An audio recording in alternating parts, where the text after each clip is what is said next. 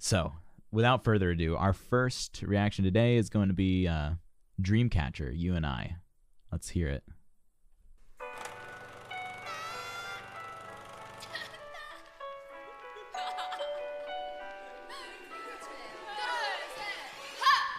미친 듯이 달려도 난 다시 또 제자리였다고 걸속 너의 모습이 일그러지는 미스테리 Is it TikTok?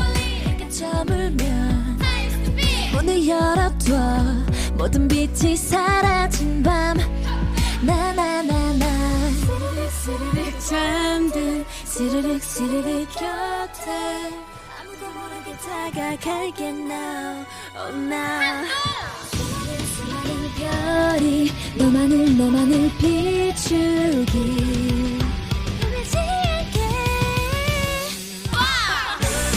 너봐 내 손을 잡아봐 매일 꿈속에만 그렸던 나잖아 그렇게도 원한 너와 내 시간들 baby 이제는 나와 함께 baby you and I It's a vertical video. baby you and I Thanks, Caprian. 익숙한 길이 낯설게 느껴져 너를 부르는 목소리가 들려 한없이 차가워진 눈빛 Dude, their voices are 가는 sick. 너를 숨기고 그곳은 위험해 no no no way 스르륵 잠든 스르륵 꿈에 아무도 모르게 들어갈게 So- now oh now 흐르는 너의 차가운 눈물 다 지워줄게 내가 지워줄게 눈을 떠봐 내 손을 잡아봐 매일 꿈속에만 그렸던 나잖아 그렇게도 원한 너와 내 시간들 baby 이제는 나와 함께해 문을 열어줘 가득 품에 There's no good pause place, so I'm just gonna pause it here. This is really cool. I think it's, you know, like, this is clearly good. I'm not familiar with this band, Dreamcatcher. I know people mention them a lot. I'm just trying to think about, like, why this format, right? I mean, I guess it's the fact that, like, everyone has, like, a vertical smartphone these days, right? So actually the format makes sense. And it's a more, we've seen this actually in K-pop more than anything else, but these casual, like, settings of songs, you know, it's almost like, you know, you get these huge spectacular concerts, right, of all these groups, and we went through a lot of them actually kind of a couple months ago, watching a lot of, like, live K-pop performances, and groups like this, you know, all girls groups and I mean all boys groups, whatever, all these K-pop groups have this identity that, you know, it's like, we're just like you guys, you know, we just hang out and take phone videos, and no, I mean, all of their voices are fantastic. So the thing, Ace, their music is so hooky. Like, it hooks you so quickly, and it doesn't let you go. There's no good place to pause, and there's just, like, this huge I've seen some of Chase's tweets about this, actually. He really, really enjoys Dreamcatcher. I think they're great. I think this is a fantastic energy, and their voices are all really, really, really damn good. Yeah, I mean, but that's the thing, Antivani, and that's kind of what I was trying to get to, I guess, is that this feels like it's just a bunch of people hanging out, having fun, doing karaoke, right? Which is what, you know, regular people like you and I do. And we can go out with some friends and do karaoke and pass the mic around and sing something, and it makes you identify with this group really, really strongly. And that's what I think. I mean, from an audience perspective, it's really heartwarming. Just like watching a band of this quality. I mean, a singing group of this quality, do something that all of us would do in just like a really fun environment, right? We can see ourselves in this group. Now, going off of the trend of my how-to reaction video last week, from a marketing perspective, it's genius, right? Because the goal of this kind of marketing is exactly what I was describing. Putting you in the place of your favorite artist so that you can feel more connected to them. And that doesn't diminish anything that's happening here. I think it's actually really quite like smart, really beautiful, like really, really good. And it from a production standpoint, it's everything, right? It's the vertical video, which makes you feel like it's a video you just took on your phone. And then it's just passing a mic around. And there's nothing crazy about the production of it. You know, they're just passing a mic around. You can tell it's not super produced or anything like that. But it's just really, I know, it's nice. Mr. Prager, thank you for the gifted subs. Right? Thank you very much. And this is what's cool about this, and it works. It just reminds me of like what you guys do. I watch you guys come in on vertical cams all the time doing voice lessons in the voice clinic in the community, right? And there's nothing different, you know? It's engagement with the camera. It's a decent microphone that can capture your voice well, and it's being a performer. This opens this type of format of performing. It opens the window into the lives of amazing singers. It's really, really fantastic. Simple is the new advanced. Let the sounds speak. Yeah, the sound is speaking for themselves. Like you can hear that it's not an overly produced sound. So you can hear that virtuosity in all of their voices. I'm like each person who's come up to sing has just like the most clean, crisp, like twangy, perfectly balanced pop sound, and it's really forward and really nice. Not an easy sound to cultivate, but once you get there, it's something that you can rely on heavily, right? We'll do a little bit of vocal analysis before we end it, but I'm actually like, when you really put your brain into why these videos are the way they are, it really just, it's almost inspiring, right?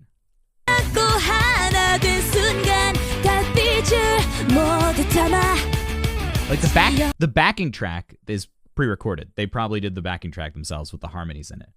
Otherwise, they're just enjoying themselves and singing like they would at karaoke. It's super awesome.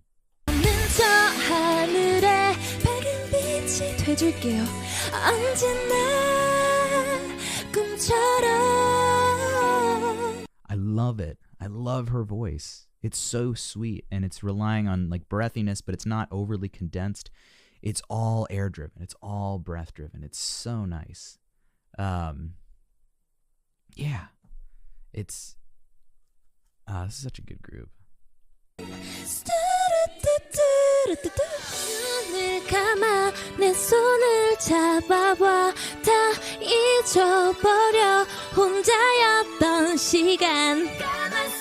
Well, it's not falsetto what we're hearing, right? We're hearing really just released head voice that's not being constrained by any chest timbre or any chest tension. There's no gripping in the folds. And the only way you can get that is really if you can freely breathe in and out.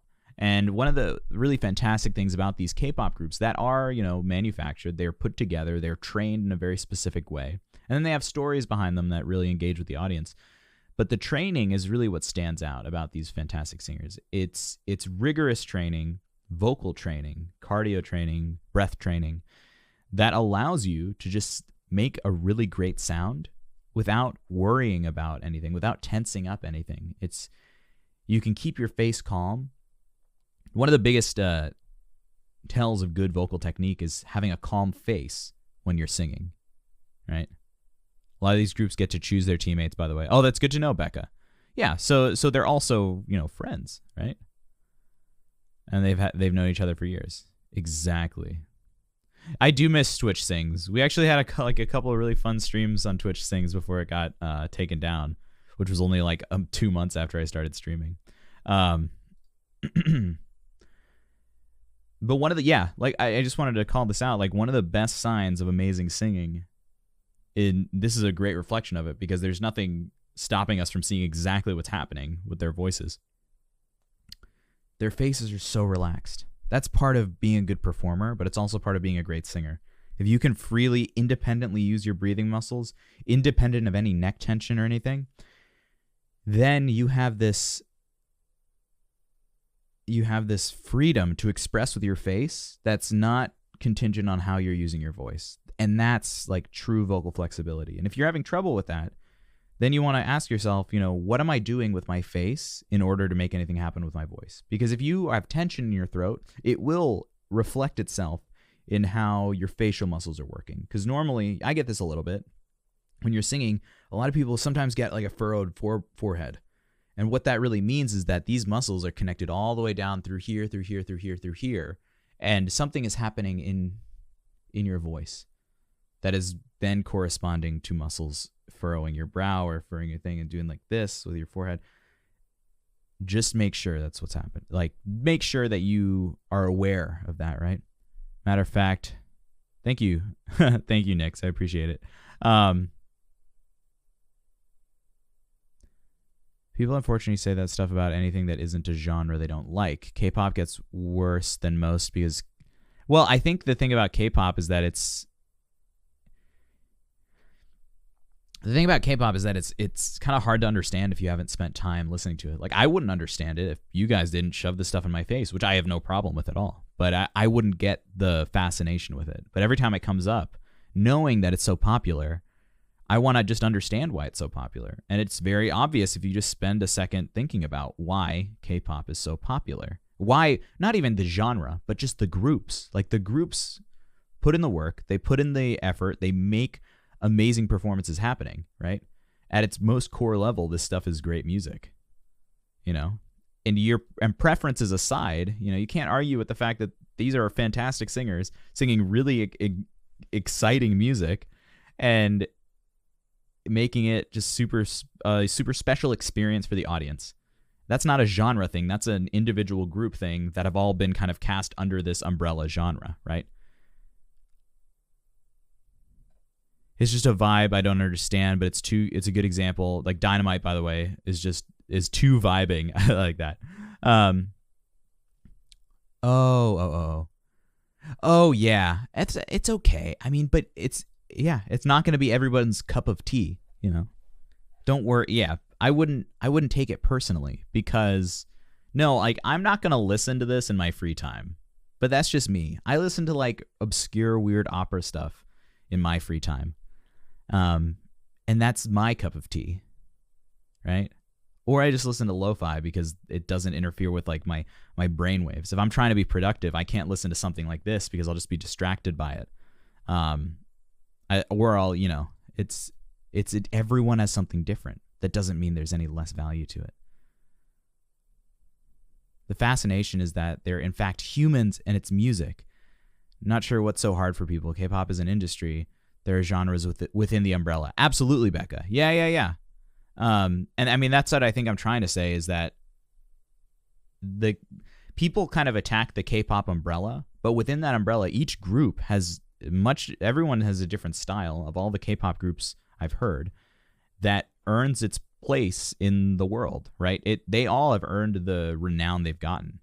And I think there is a system behind that is a common thread between these Korean music groups, these Korean pop music groups, but they all have a different sound, and there's no reason to group them in from an artistic standpoint, right? They all have earned their own merits as a group, and I don't think any of their fans are.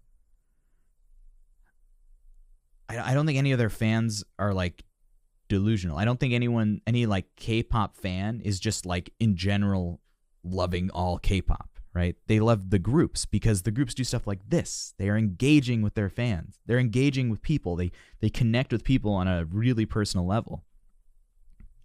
Tribal fans drive me away from all K-pop stuff. Yeah, but Shadow of Death, that's the same thing with every genre. I get that though. Ooh, enjoy your soup fry. Yeah, and there are tons of I love the K-pop songs with translations because a lot of them are really just nuanced poetry. It's really fantastic. Let's go back to the start of this last chorus just so we can say some final words about it, right?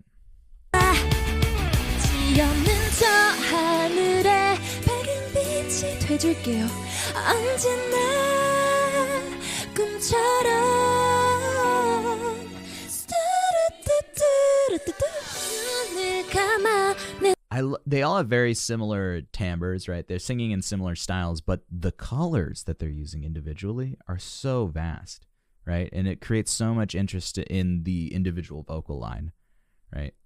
A good musical group cannot avoid the fundamentals. You can't ignore the fundamentals. 손을 잡아봐 다 잊어버려 혼자였던 시간 속에 네 편이 돼줄게 baby 이제는 나와 함께 Like, look how that sound is so optimized. That was just like a really clean, untense, like loose belt. Like it was a nice twangy sound, very well forwardly placed, very balanced between the breath and the actual vocal folds. And her face was just like, yeah, like I'm just doing this. I'm just singing this sound, right? Yeah, their rapper's voice is really nice. I don't have much to say about rappers because it's just really clean articulation, and it's not about the sustained breath. So it's out of my wheelhouse when it comes to actually doing a useful analysis. But their rapper's voice is really nice. I like it too. Baby, you and I. Baby, you and I. Dreamcatcher. Heck yes. Very nice. Yeah. Dude, big fan. I would love to hear some live Dreamcatcher. And knowing about, Chase Carnison's fascination with this group, I trust his opinions, right? I trust his instinct when it comes to music, because a lot of the people here have really enjoyed his content as well. So, and I trust you guys, first of all. First and foremost. Yeah. It's a way to appreciate the artist, even if it doesn't tick your boxes. Sure. And Svinial, that's what we do here. That's what this is all about. It's appreciating artists for the human side of them. Like, here's the thing. I've always resented the idea that, like, there is a singer who is, like, unnaturally human. And I know there are probably people here in chat who are like, well, what about this person? They're, like, unnatural. They're not even human with what they can do. But at the end of the day, they are just humans. They started out as humans, and then they've worked towards something in some way. Maybe they had a natural proclivity to it due to some, natural sense they were given from birth. But these are all people who've been able to accomplish something with their voices. Yeah, but okay, so here's the thing. Saying Dimash is inhuman invalidates all of the work that he's put in to become the singer he is. Like, it's just like, when people say that, it's like, how, as a fan base, it's like, how delusional are you? I don't know. It's not actually, it's much more appreciative, and it's much more realistic and kind, and, to actually appreciate someone for the work they've done rather than saying they're unnatural. Because as a singer personally, like, I have my moments where I'm on stage and I sing something really well. And, some old lady comes up to me and is like, you were born with such talent, good job. And I'm like, dude, if you heard me when I started singing, I sucked.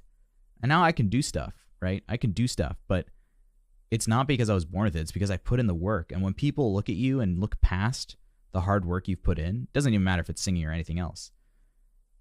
It almost invalidates that work. So I appreciate Dimash's singing so much. I think he's top tier in the world at what he does. At that level, everyone has achieved something in a different way better than everyone else, right? And when you're able to do that, you shouldn't invalidate the work that's been put in to get there, right? Everyone says, or not everyone, but some people, we talk about Dimash's work ethic and how it's like people say he works 20 hours a day. It's like, that's sleeping 4 hours a day and singing 20 hours. I don't know how that works. But if that's even close to true, then you shouldn't invalidate that work. It's clearly gotten you very far. Beyonce once said, y'all haters corny with that Illuminati mess because people always say that's why she's so good.